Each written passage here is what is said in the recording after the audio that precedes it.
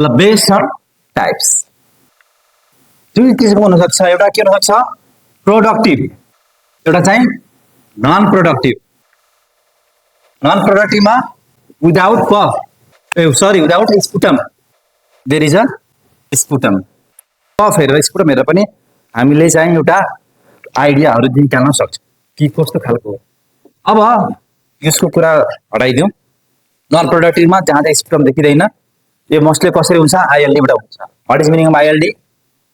ILD interstitial lungs disease भनेको लङ्समा problem छैन लङ्सको पेरेन्काइमामा केही समस्या छैन प्रब्लम कहाँ छ इन्टरस्टिशियलमा प्रब्लम छ है यसको कुरा सक्यो अब स्पुटम यदि छ भने हैन गम छ बबल गम भन्छ नि त्यस्तो छ भने अब हाम्रो दिमागमा चारवटा कुरा आउनुपर्छ इन्फेक्सन हुन सक्छ अथवा लङ एब्सेस हुन सक्छ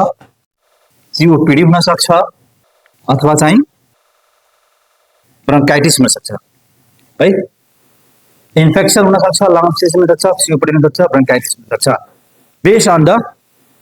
स्पुटम प्रोडक्टिभमा अब यसलाई अझै फिल्टर गर्नु पर्यो नि त हामीले यसलाई अझै फिल्टर गर्नु पर्यो यो अब खोकीमा खगार्दा देखियो अब यो भन्ने कि यो भन्ने कि यो भन्ने कि यो भन्ने त्यसको लागि अझै डिटेलमा जानु पर्यो त्यति बेला हामी सोध्नु पर्यो कति आउँछ एमाउन्ट हेर्नु पर्यो 20 ml 30 ml 60 ml 90 ml यदि 60 ml भन्दा बढी आउँछ भने त्यति बेला हाम्रो दिमागमा किन्नुपर्छ